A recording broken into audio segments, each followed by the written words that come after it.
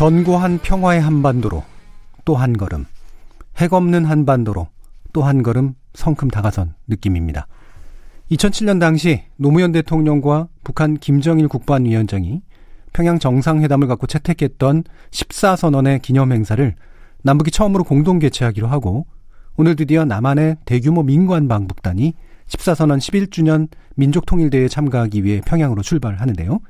정상들 간의 만남을 넘어서 남북 정치인, 정부 당국자, 시민사회 단체 인사들까지 함께 어울리는 자리인 만큼 그 의미가 더 각별하지 않을 수 없습니다. 그래서 오늘은 2007년 당시에 통일부 장관으로서 정상회담을 총괄하고 14공동선언을 이끌는 데 큰 역할을 하신 이재정 경기도 교육감 연결해서 이번 행사의 의미, 또 14공동선언의 주요 내용들 짚어보는 시간 갖도록 하겠습니다. 교육관님, 안녕하십니까? 네, 안녕하세요. 자, 오늘 방북단과 함께 평양 방문길에 오르시죠? 네, 그렇습니다.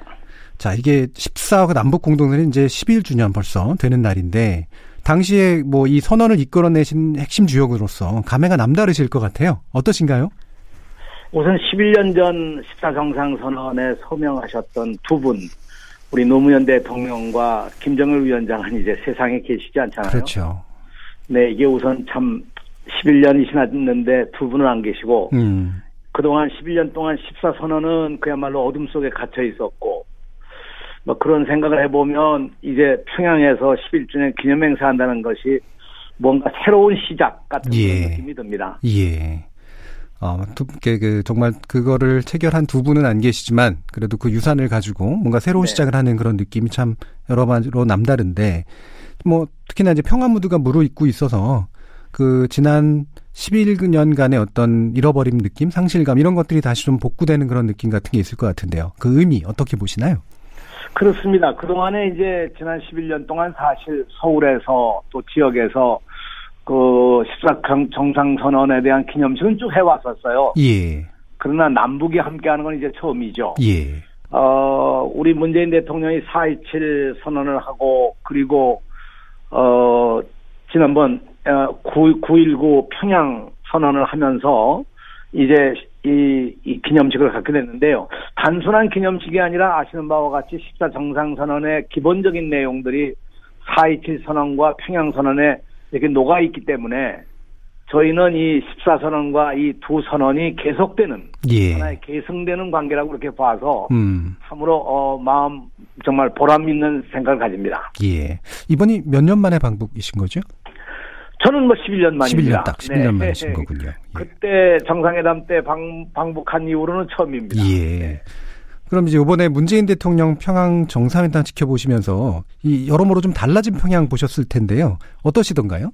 아유, 그건 뭐 정말 그 11년의 격차라는 게 이렇게 큰가 하는 걸 느낄 만큼 뭐 대단히 달랐죠. 우선 김정은 위원장과 그 김정일 위원장의 그 부자 관계지만 부자가 이렇게 다를 수가 있나 하는 정도로 전혀 다른 느낌이었고요. 우선 그리고 두 번째는 아무튼 뭐 모든 걸 공개해서 실황 중계를 직접 텔레비전으로 하지 않았습니까? 그러니까요. 예. 이런 것이 아주 뭐 정말 굉장한 진일보한 것이고, 그 우리 대통령께서 5일 경기장에서 그날 그 평양 시민 15만을 놓고 연설을 하신 것도, 와, 이건 정말 새로운 통일 시대를 여는 하나의 선언이 아닌가, 뭐 그런 새로운 느낌을 가졌었습니다. 예.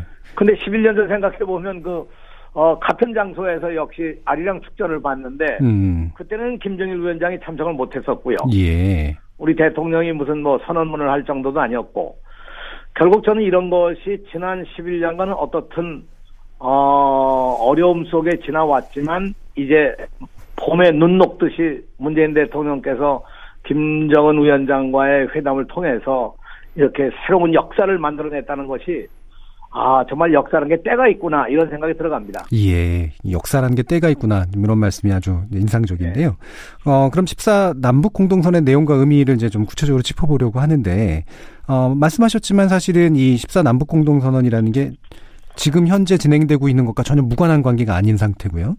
실제로 이번에 나온 평양 공동선언이나 이런 식의 내용들 보면 결국은 이제 14 남북 공동선언을 토대로 한 내용들이다, 이렇게 볼 수 있는 거죠. 제일 중요한 것이 14정상선언의 제4항이 종전선언과 한반도 평화체제를 위해서 관련국 3국 또는 4국 정상들이 모여서 회담을 한다. 이런 합의상이 있었거든요. 예. 근데 이것이 같이 모이진 않았지만 남북과 북미가 그리고 한미가 각각 모여서 종전선언과 한반도 평화체제에 대한 논의를 한 거는 그야말로 14정상선언이 뿌려놓은 씨를 이제 거두어들이는 것이 아닌가 이런 생각을 합니다. 예. 그리고 이제 두 번째로 볼 수 있는 것은 역시 평화체제를 위해서 이 대결과 이 긴장 관계를 어떻든 해소하는 거 아니겠습니까? 예.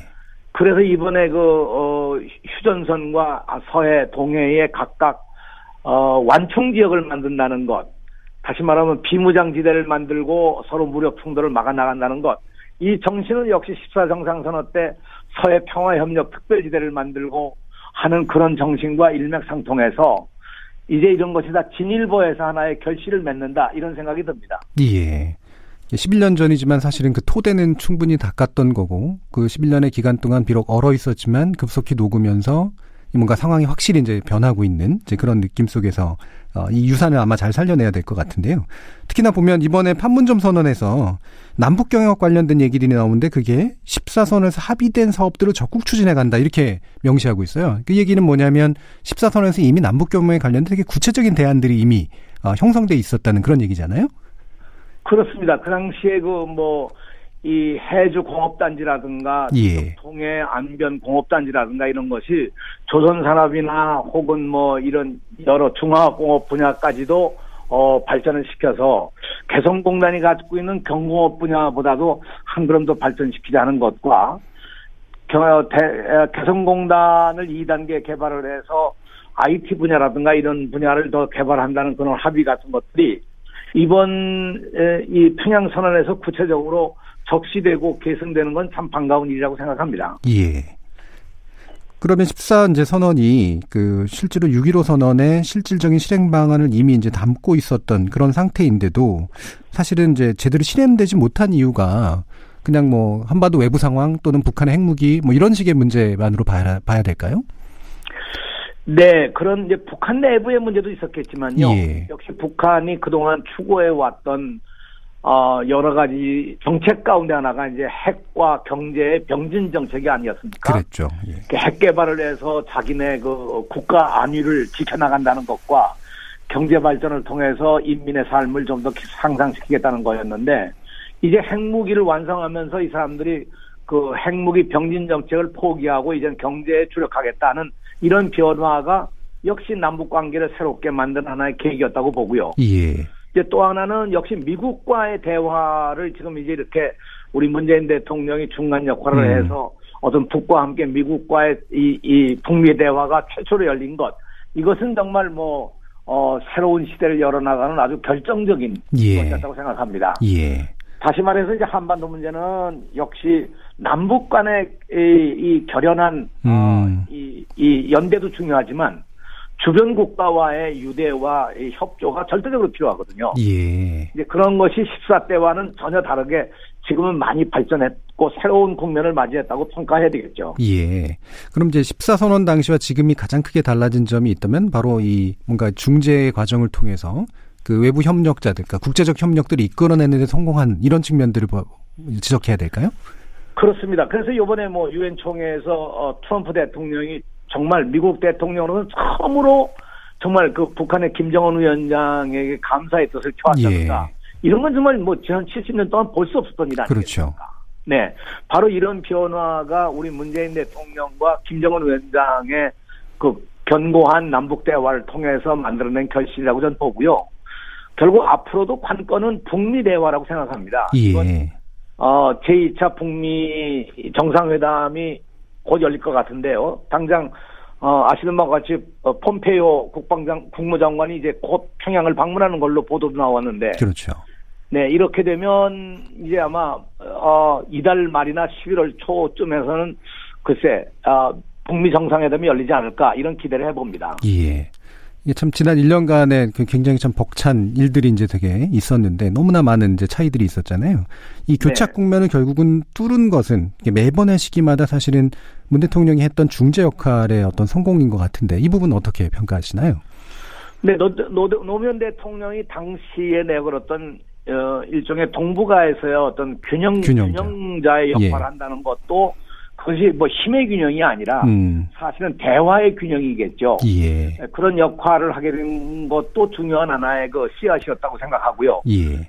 그러나 지금 상황에서 노무현 대통령이 말씀하셨던 그런 남북 관계나 북미 관계나 여러 가지 하나의 그 원칙에 관한 견고한 그 의지가 오늘날 이 문재인 대통령을 통해서도 나타나고 김정은 위원장을 통해서도 이루어지는 것이 아닌가 이렇게 생각합니다. 그러니까 14 공동선언 당시에 사실은 그 추진되었던 그런 균형관계의 추구가 이번 이제 문 대통령의 중재 역할을 통해서 실질적으로 실현되는 이제 그런 방식으로 볼 수 있겠네요. 네. 예. 네네. 그러면 이제 아까도 이제 언급하셨는데 폼페이오 국무장관의 그 방북이 이제 10월 7일로 하기로 됐다는 얘기가 어제 나왔고요. 그렇습니다. 네. 근데 이제 결국은 이제 실무진들 사이에서 뭔가 왔다 갔다 하면서 결국은 자꾸 좌초되는 그런 일들이 많았는데 이번에 좀 다를 거라는 생각이 들긴 합니다만 이 북미 간 논의 어떻게 전망하고 계신가요? 이번에는 이미 제가 보건대는 평양선언이라고 하는 아주 이 하나의 굳건한 이 선언이 하나 있었고요. 문재인 대통령께서 유엔 총회에서 연설을 하고 그리고 동시에 외교협회에서도 강연을 하시고 한 그런 내용들이 미국 사회에 좀 더 넓게 남북 문제에 대한 이해에 도움을 주지 않았나 이렇게 생각을 합니다. 예. 그래서 이런 것이 결국은 이번 그 북미 정상회담에 이르기까지 하나의 그 토대를 만드는 것이 아닌가 생각하고요. 그런 점에서 폼페이오 장관이 이제 7일날 평양을 가게 되면 아마 여기서 보다 더 구체적인 내용이 될 텐데 저는 무엇보다도 이 김정은 위원장의 친서, 예. 트럼프 대통령이 보낸 친서가 그야말로 이 트럼프 대통령이 예술적 작품이다 이렇게. 그렇죠. 상당히 만족감 표시했죠. 네, 그런 걸 보면 김정은 위원장의 굳건한 그 핵무기 폐기와 경제 정책에 대한 협력 관계를 분명하게 표명한 것이 아닌가 생각해서 아마 이번 북미회담은 전망이 밝다고 생각합니다. 예. 그러면 아직까지는 물론 성급한 얘기긴 하겠습니다만 그 14선언으로 시작돼서 토대가 깔린 이것이 이제 올해의 이제 판문점 선언과 평양 선언으로 이어지면서 이제 조건이 좀 성숙되고 있다 이렇게 이제 보고 계시나요? 네. 그러니까 우리가 이제 돌이켜 보면 2000년에 김대중 대통령이 김정일 위원장과 했던 6.15 남북 공동선언이 있죠. 그렇죠. 저는 이것이 하나의 큰 이정표였다고 생각해요. 예. 이 이정표 후에 14선언은 7년 만에 열렸지만 하나의 실행 파일을 만들었고요. 그 실행 파일을 만든 것이 이제 지난번 4.27 선언에서 또 한 번 우리의 이정표를 확인하고 그리고 평양선언에서 이 실행 파일을 구체적으로 실천해내는 실천 프로그램이 만들어진 게 아닌가 이렇게 판단을 합니다. 예. 그러면 결국 이제 우리가 이제 바라는 이제 연내의 종전선언 그리고 평화협정 체결까지 이르는 여기서의 남은 변수 그리고 우리 정부가 어떤 노력을 기울여야 될까요? 저는 이제 평화체제는 상당히 긴 과정이 필요하다고 생각해요. 왜냐하면 이건 이 군기 축소의 문제부터 여러 가지 군사적 관계 일로부터 여러 가지 합의가 돼야 될 텐데요. 그래서 저는 지난번 남북 군사회담에서 합의한 내용이 굉장히 중요하다고 생각합니다. 예.